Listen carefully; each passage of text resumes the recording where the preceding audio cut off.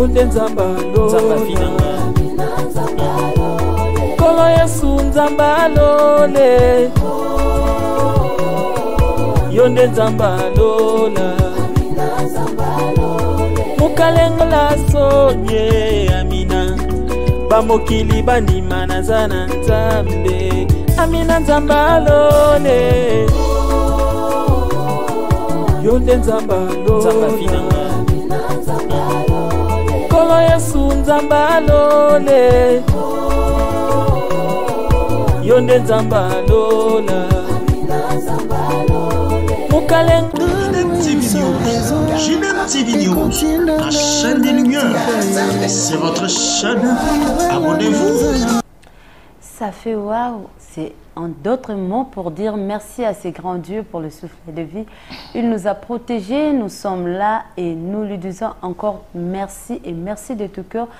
Je vous dis aussi merci à vous, chers abonnés de JDM TV, la chaîne chrétienne, vous qui avez choisi ces moments pour nous suivre. Bonjour, bonsoir, ça dépend du lieu où vous nous suivez.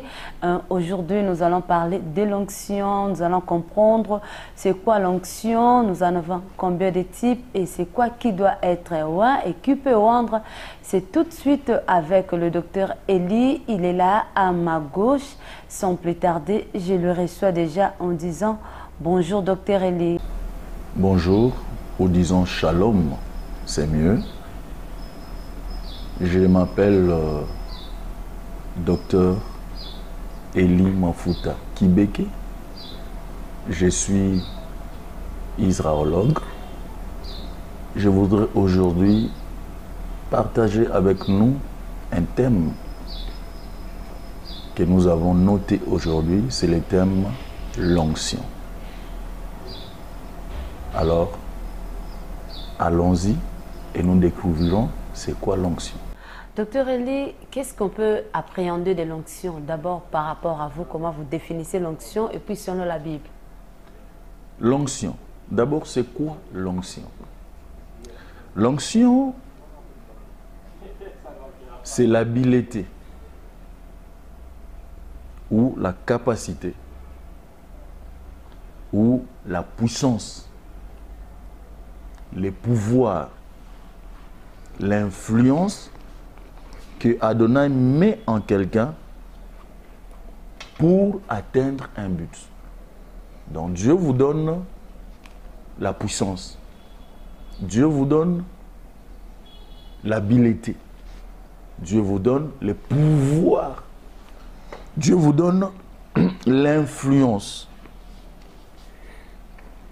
Pour que vous qui êtes disposés, vous soyez en mesure de réaliser quelque chose en tant que Dieu.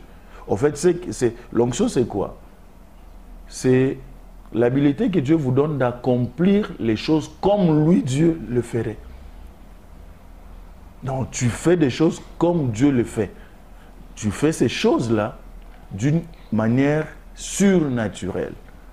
Dieu veut faire quelque chose, mais il t'a choisi que c'est toi qui vas bien le faire, cette chose. Et il te donne la capacité qu'il a de faire des choses à toi, qui est un homme ordinaire, mais disposé. Voilà. Est-ce que cette capacité-là demeure éternellement ou c'est juste pour un temps par rapport à la mission? Oui, c'est une capacité, un pouvoir qui demeure juste le temps que vous êtes sur la terre. Le temps que vous êtes sur la terre, le temps que vous êtes là, il vous est donné pour que vous fassiez ce que Dieu allait faire. Alors, c'est différent. Il y a les gens qui ont l'onction pour un mois, par exemple. Par exemple, vous verrez que je suis en train d'aller un peu vite. Vous prenez l'onction en tant que païen, en tant que quelqu'un qui ne connaît même pas Dieu. Mais Dieu te le donne parce qu'il t'a donné un travail, une mission à accomplir. Ça, c'est une part. De l'autre côté, vous êtes son enfant. Il vous donne aussi l'onction, la capacité, l'habileté, le pouvoir pour que vous arriviez à faire tout ce que Dieu vous ordonne, mais jusque le temps avant de mourir. C'est quand vous mourrez que votre onction aura fini. D'ailleurs, même quand vous mourrez, il est possible que votre onction se manifeste comme ce fut le cas de Élisée. Voilà. Quelle est son importance, docteur? L'importance de l'onction. Vous ne pouvez rien faire, rien, que Dieu attend de vous quelque chose, vous ne pourrez rien faire parce que l'onction, en fait, c'est quelque chose pour vous permettre de faire ce que Dieu vous a ordonné de faire. Vous ne pouvez pas faire ce que Dieu vous a ordonné de faire sans qu'il y ait l'onction. Quand il n'y a pas d'onction, il n'y a pas de délivrance. Voilà. Et qui a le pouvoir ou soit le mandat de oindre? D'abord, l'onction vient du Père lui-même, notre Yahvé. C'est lui-même qui te donne la capacité d'avoir l'onction. Mais il a mandaté les gens qui sont avec toi. Par exemple, ton père spirituel ou ton mentor, ils sont là, ils te oignent, ils t'imposent la main pour que tu reçoives ce qu'on appelle l'onction, ce qu'on appelle capacité, ce qu'on appelle habileté, ce qu'on appelle puissance pour que tu puisses faire quelque chose. Mais il te met sa main pour que tu reçoives l'onction quand Dieu est d'accord ou quand le temps pour toi est arrivé. Alors, qui peut être oint? Qui peut être oint? Comme je disais, c'est Dieu lui-même qui détermine. C'est Dieu lui-même qui dit, celui-ci doit être oint parce que je l'ai choisi pour faire telle mission. Donc, en fait, Dieu lui-même t'a déjà oint avant même que tu naisses. Si vous voyez dans le livre de Jérémie, le chapitre 1er, vous lisez du 1er au 10e verset, vous verrez que Dieu dit, avant que Jérémie tu sois né, je t'avais déjà oint. Donc, il l'a déjà oint, il attend que le moment arrive dans notre temps actuel pour qu'il puisse te choisir parmi ces gens qui iront faire la mission que le Seigneur a choisi que tu fasses. Voilà. Comment ça se passe? C'est-à-dire, est-ce qu'il y a des rituels à respecter avant, pendant ou après cette action? Bon, quand vous dites rituel... Je ne sais pas, je dois appeler ça rituel ou cérémonie, je ne sais pas trop. En fait, disons cérémonie. Alors, la cérémonie d'onction, en fait, qu'est-ce qu'on fait? En fait, on veut te transmettre ce que Dieu a dit. Quand on t'impose la main, Dieu déclenche ce qu'il a mis en toi. L'onction en toi, c'est déjà quelque chose que Dieu a mis. Mais on t'impose la main, l'onction c'est comme de l'huile. Vous voyez, c'est comme l'huile qui était coagulée. Quand Dieu dit que c'est le temps, vous coagulez et vous mettez l'onction comme dans un feu pour qu'il devienne maintenant utilisable. Parce que quand l'onction est seulement coagulée, il reste coagulé. Mais Dieu permet que les hommes, ton père spirituel, ton mentor, etc., t'imposent les mains et lui-même Dieu chauffe par le Saint-Esprit ce qu'il t'a donné comme onction qui devient fonctionnel. Alors, quelles sont les exigences imposées? Je ne sais pas. Bon, est-ce qu'il y a des exigences imposées à la personne qui vient d'être oint après cette cérémonie? Donc, de ma marche à suivre, comment? La chose la plus importante, il faut marcher dans l'onction. Il faut marcher dans la sanctification. À part ça, il faut savoir être en contact avec son Dieu. Parce que c'est ton Dieu qui te dit de faire telle ou telle chose. Donc, c'est lui qui s'appelle un homme oint, c'est un homme qui observe d'abord la sanctification. Mais c'est étonnant, une personne peut être un peu insensée, mal se conduire et voir son onction marcher. Mais ça ne veut pas dire que Dieu est d'accord avec lui. Alors, comme le Seigneur veut que nous soyons sanctifiés en tant que ses serviteurs et que nous marchions en contact avec lui et surtout que nous marchons dans l'adoration et la louange. C'est alors que nous sommes en train de faire bouger notre onction. Est-ce que l'onction dépend, comment je peux m'expliquer? Est-ce que l'onction, la dimension de l'onction dépend de Dieu ou du vouloir de la personne? Mais vous avez bien dit.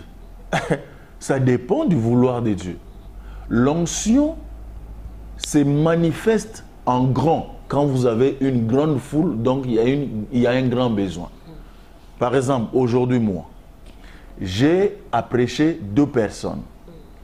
La manifestation de l'onction ne sera pas aussi conséquent comme quelqu'un qui prêche 1000 personnes.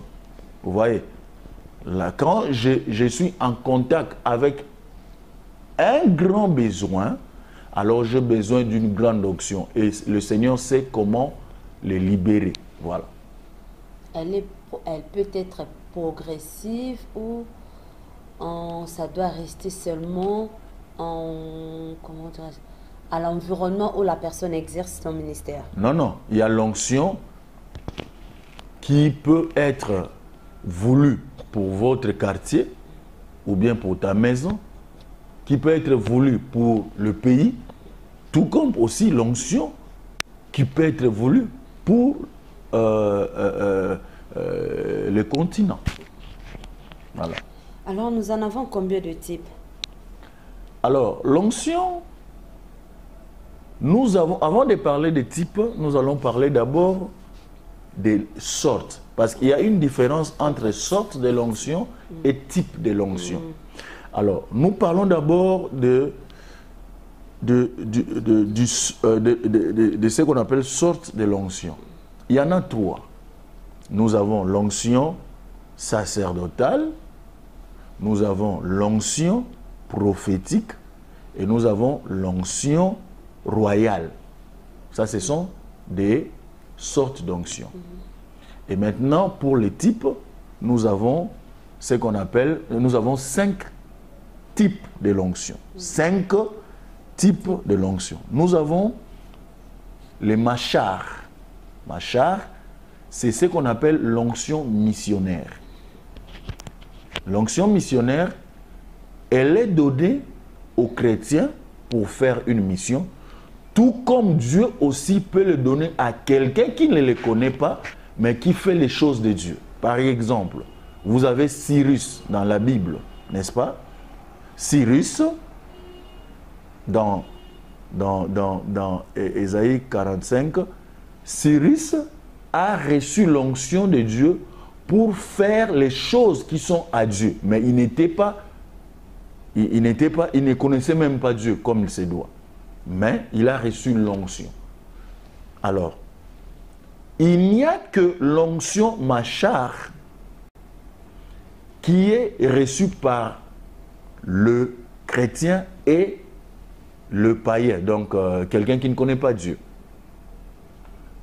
À part l'onction machar, il y a aussi l'onction qu'on appelle shemen. Shemen, ça veut dire l'huile en hébreu. Shemen veut dire l'huile.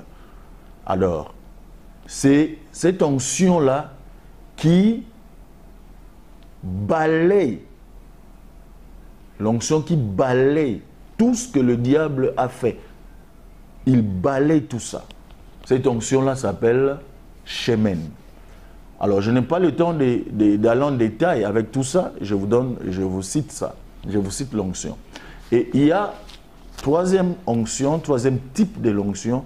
il y a les balal. Balal, c'est l'onction qu'on reçoit, vous voyez les psaumes 92, c'est l'onction pour manifester la puissance, manifester la grandeur.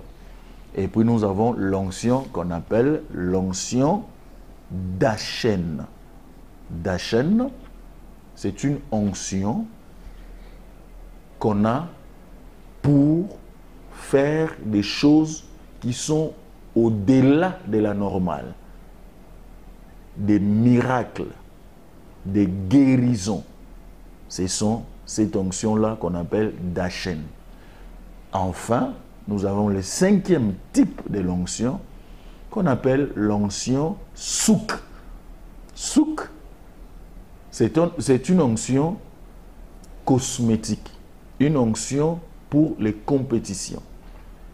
D'abord, ça vous rend très beau ou très belle quand on a cette onction-là. Vous pouvez être 500 personnes. Quand toi, tu arrives, tu te fais remarquer. Et ça, c'est ce qu'on appelle aussi l'onction cosmétique. C'est l'onction pour, comment on appelle ça, pour faire des... Vous voulez faire comment on appelle, c'est pour faire par exemple les concurrences. Vous avez des concurrences et l'onction là, le souk est là pour vous faire sortir au-delà de tout le monde. Nous avons vu cette onction là chez Ruth. Elle était étrangère, mais elle avait l'onction qui lui a été donnée par sa belle-mère. Avec cette onction là, elle est allée, il devient la femme du chef de comment on appelle, les mots me viennent en anglais, je cherche en français. Hein? Boaz. Boaz. Qu'est-ce qu'il faisait? Le chant, voilà, le chant. Il est devenu la femme du propriétaire de champ. Et pourtant, c'était un étranger. Ça ne se fait pas en Israël, mais elle est partie avec l'onction qu'on appelle souk. Voilà. Docteur, merci pour la réponse plutôt. Est-ce que l'onction, on peut la comparer à la plénitude du Saint-Esprit? Non. La plénitude du Saint-Esprit. Le Saint-Esprit est d'abord Dieu. Il faut savoir, le Saint-Esprit n'est pas domestique de Dieu. Le Saint-Esprit n'est pas quelque chose, mais le Saint-Esprit est Adonai, il est Dieu. Quand on dit le Père, le Fils et le Saint-Esprit, vous voyez, le Saint-Esprit est Dieu. On ne peut pas le comparer à l'onction.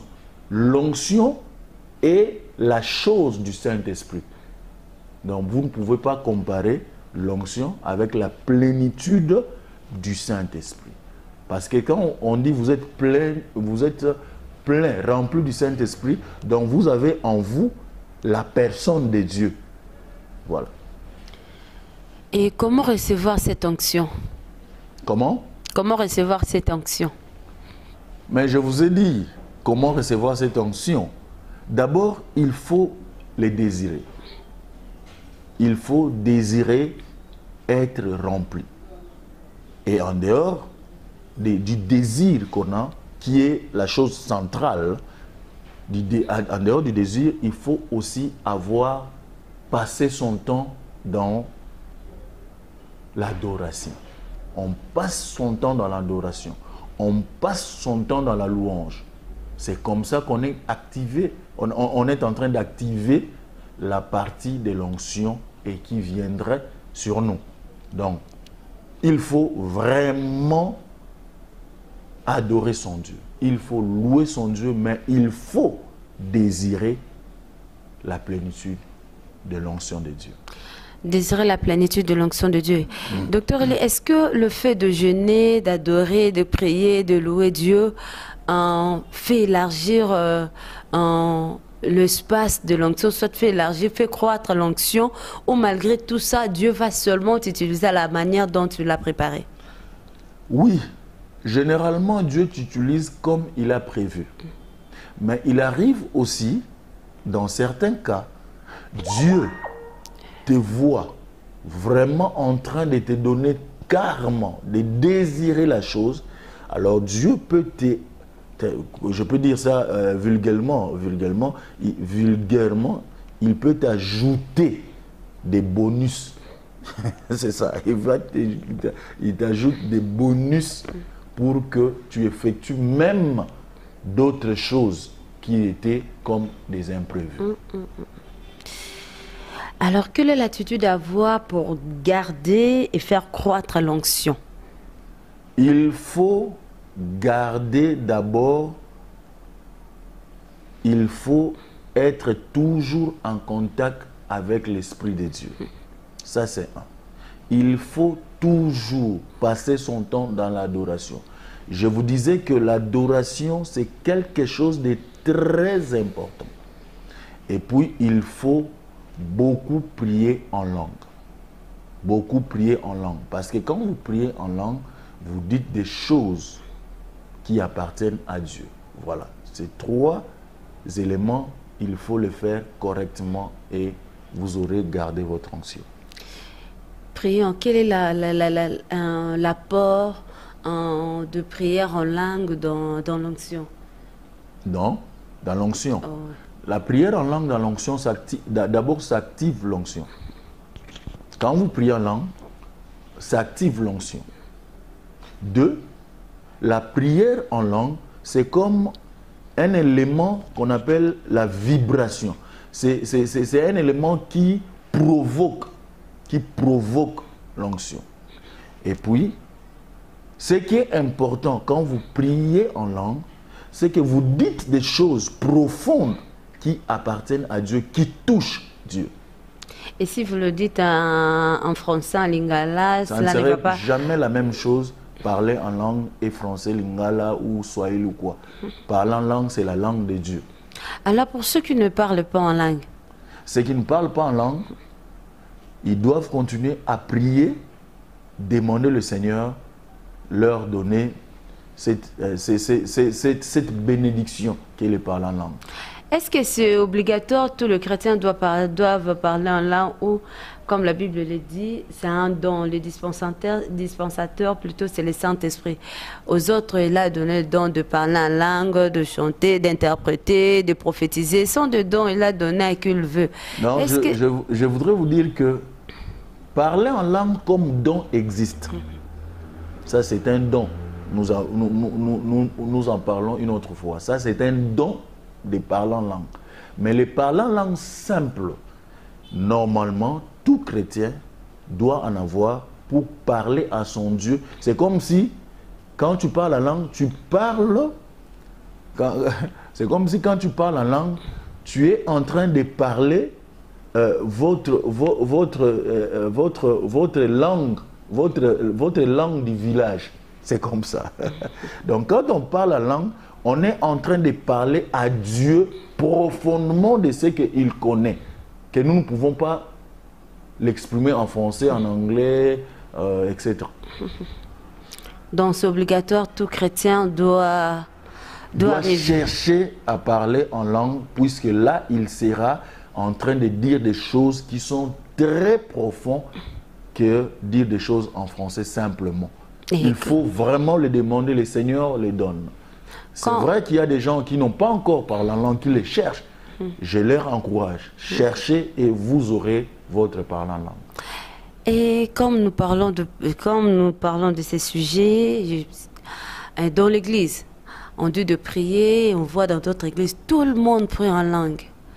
Est-ce que c'est vraiment ça, ou comme on voit dans d'autres églises, on apprend aux gens de parler en langue, et au même moment, c'est simultanément. Prier en langue, ça commence, et toute l'église. Est-ce que là, c'est une bonne façon de faire les choses? Alors, écoutez, la langue, d'abord, on n'apprend pas ça à l'école, ou quelqu'un vous apprend, dites Baba, Bibi, non. Les parlants langue, c'est donné par le Saint-Esprit lui-même pour que tu parles. Mais maintenant, tu as parlé de l'Église, parlant langue, il parle en désordre. Aujourd'hui, d'abord, je veux dire qu'il y a les parlants langue vrais, qui viennent de l'Esprit de Dieu. Il y a aussi les parlants langue faux, qui viennent du diable. Il y en a. Donc, les deux existent. Alors, il faut faire attention aussi à l'Église. Je ne dis pas que si toute l'Église a parlé en langue, c'est mauvais. Non. Si toute l'Église a parlé en langue, c'est bien. Mais il y a aussi des temps où dans l'Église, il y a toujours des faux qui entrent. Il y a les faux qui entrent et faites attention, vous ne tombez pas dans le faux. Alors comment savoir que ça c'est le faux? Vous savez vous-même. Quand vous parlez les faux, vous savez vous-même que vous êtes en train de parler du faux parce que vous êtes de l'ennemi. Alors, la personne qui est à côté, comment la personne va savoir que ça, ce qu'il dit là, c'est faux, ça ne vient pas de Dieu? Écoutez, c'est simple. Si vous avez l'Esprit de Dieu vivant en vous, vous conduisant, quand quelqu'un fait des choses qui ne sont pas de l'Esprit de Dieu, vous les saurez. Je ne sais pas vous dire, faites ceci pour comprendre, mais sachez que si vous êtes de Dieu, quand le fils de l'ennemi fera son truc qui n'est pas de Dieu, tu le découvriras. Alors ceux qui prient en langue, ils crient, ils prient, ils crient. Et ceux qui sont à côté ne comprennent pas, ne saisissent rien. Est-ce que cela n'est pas un dérangement? Parler en langue qui n'a pas besoin d'interprétation, c'est ce que j'ai appelé langue que tout le monde peut parler.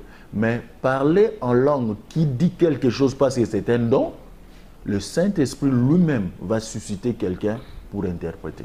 S'il n'y a pas d'interprétation? S'il n'y a pas d'interprétation, alors qu'on se taise. Il crie des fois un modérateur et commence à prier en langue. Il prend le micro, il prie, il crie, il domine toute l'église. Après, on ne comprend rien. C'est quoi, c'est quoi, c'est quoi? Quand tu dis des choses que les gens ne comprennent pas et tu le dis très fort, il est mieux que tu te taises. Voilà. Je crois La Bible dit que quand on parle sans que les gens comprennent ce que tu es en train de dire, mieux vaut que tu te taises. Et aujourd'hui, ça devient fréquent dans des chansons, on a des albums. Chaque album, c'est comme si l'artiste se dit, bon, si je ne parle pas en langue, peut-être on va me dire je n'ai pas l'onction. Et des fois, ça n'arrange pas, ça dérange. Parce que vous avez parlé en langue, il n'y a pas d'interprète. On ne sait pas ce que vous avez chanté après parler en langue. C'est ça l'interprétation ou ce qui est arrivé avant. On ne sait pas comprendre. C'est difficile, comme je vous ai dit. S'il parle en son Dieu, ça veut dire qu'il était en train de chanter et puis quelque chose en termes célestes lui vient et il le prononce, c'est différent. Cela, c'est différent. Mais quand ça devient un rythme, quelque chose qu'on fait pour que les gens sentent que moi aussi je parle en langue, ça, ce n'est pas ce que Dieu attend de nous. Les chantres, s'il vous plaît, si vous avez reçu quelque chose qui est venu de Dieu, vous étiez en train de louer Dieu, d'adorer Dieu, et quelque chose qui vient de Dieu, qui vient du ciel, et vous pouvez parler, faites-le. Mais si c'est pour imiter, ou bien parler seulement pour rien, là, il faut, mieux vaut arrêter de le faire. Ce n'est pas bien. Est-ce qu'on doit, on doit avoir ce morceau-là dans des albums? Est-ce que c'était important? Si ça peut venir pendant que vous enregistrez dans un studio, oui, on est d'accord. Ouais. Mais après l'enregistrement, avant de sortir l'album, vous avez droit. Donc vous devrez écouter, réécouter plusieurs fois. Ouais. Alors vous ne pouvez pas dire à l'ingénieur de son de retrancher cette partie. Vous voyez, il est bien d'être correct dans ce qu'on fait. Quand tu sais que ce que tu fais n'arrange pas les gens, ou bien ne va pas apporter quelque chose aux gens, quelqu'un qui est censé, il va seulement dire, écoute, monsieur l'ingénieur, faisons ça. Je mets ma main au cœur et je dis, vous pouvez bien arranger les choses. Ce ne sont pas les langues qui vont amener les gens dans ce que vous êtes en train de faire. Voilà. Ok. Je crois que c'est la dernière question, Dr Eli. Quels sont les signes qui confirment que telle personne a l'onction? Mais l'onction, vous allez voir seulement sa vie.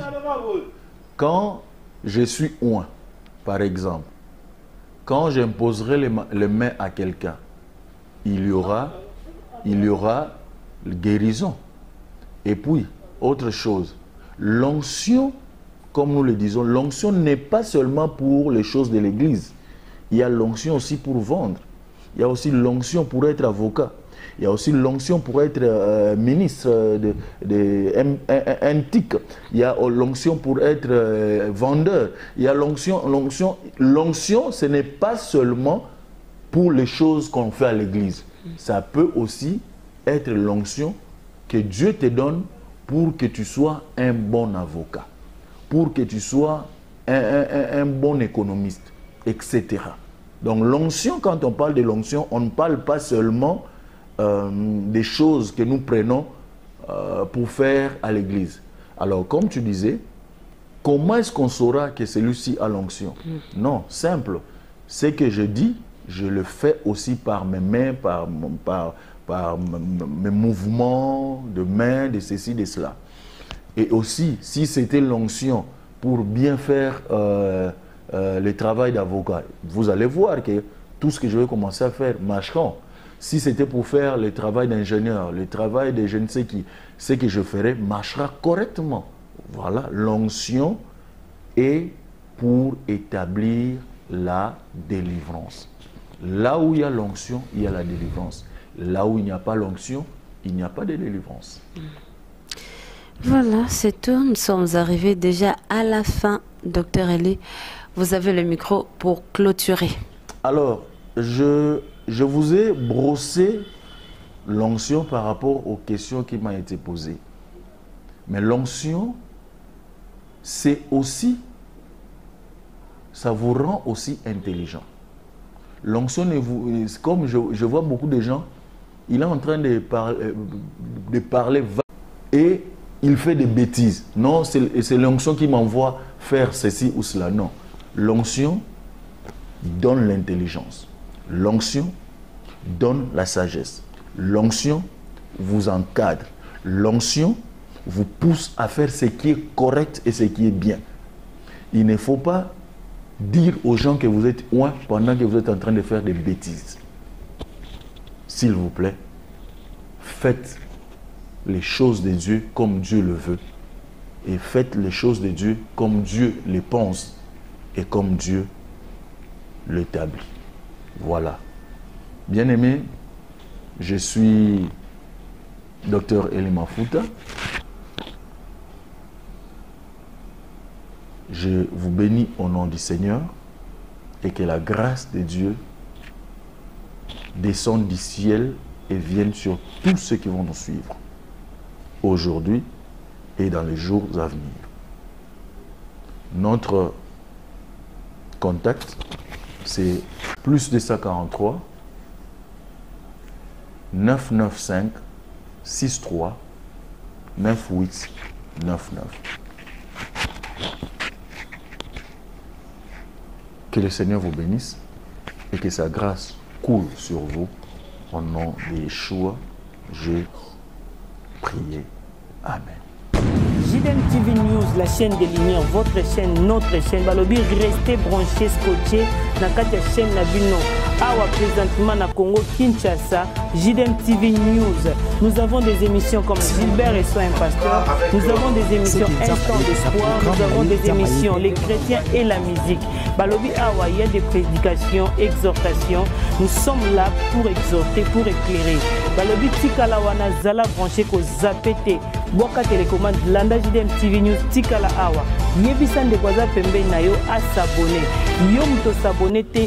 Abonne-toi massivement et nous sommes la chaîne chrétienne, la chaîne des Lumières. Restez là, abonnez-vous massivement et vous ne serez pas dit. Francine Chala sur JDM TV News officiel. Fidèles téléspectateurs de JDM TV News, abonnez-vous massivement sur votre chaîne et vous ne serez jamais déçus. Car la Bible dit, le ténèbre ne régneront pas toujours sur la lumière. Et JDM TV, c'est un canal pour apporter de la lumière et pour l'édification du corps du Christ. Donc abonnez-vous massivement, appelle ton voisin, ta voisine et abonne-toi car ici il y a de meilleures choses à venir. Et bien sûr nous recevons pour vous des pasteurs, des serviteurs de Dieu et nous recevons aussi de chantres. Et dans JDM TV News, vous avez de la lumière sur toute l'actualité chrétienne. Restez scotchés, restez branchés sur votre chaîne, mais surtout, ne manquez pas d'inviter vos amis et à s'abonner sur JDM TV News, la chaîne de la... Salut, j'espère que vous allez bien. Donc là, je viens de vous parler de la chaîne JDM TV. C'est une nouvelle chaîne. Donc, et je vous demande de vous abonner au max. Donc, vous ne serez pas déçus. C'est la chaîne de votre soeur. Donc, vous s'abonnez massivement. Donc, vous n'allez jamais déçu. Vous écoutez la émission bien, la publicité, le divertissement. Donc, mieux sortir à madame. Et vous avez la chaîne. Donc, c'est une nouvelle chaîne, comme je disais tout à l'heure. Donc, vous s'abonnez, et pour ça, la mission bien, et pour ça, la vidéo bien. Na kati ya YouTube JDM TV News kuna bako talisa yo qu'est-ce que tu as fait et qu'est-ce que tu fais et surtout qu'est-ce que tu peux faire à l'avenir. Kuna il y a des prédications, il y a des témoignages, il y a de musique, il y a tellement beaucoup de choses pour aider au YouTube aux Arabes et puis demain tu vas partir où et on t'a invité pour s'abonner massivement. Et tant que vous s'abonnez massivement, j'espère que vous ne serez pas dessus parce qu'il y a tellement plein de bons trucs qui vont vraiment vous aider à aller très loin, même dans la vie chrétienne et puis même dans la vie sociale parce qu'on parlera beaucoup de choses. Abonnez-vous massivement et je sais que Dieu va vous bénir. JDM TV News, la chaîne des lumières. C'est votre chaîne. Abonnez-vous.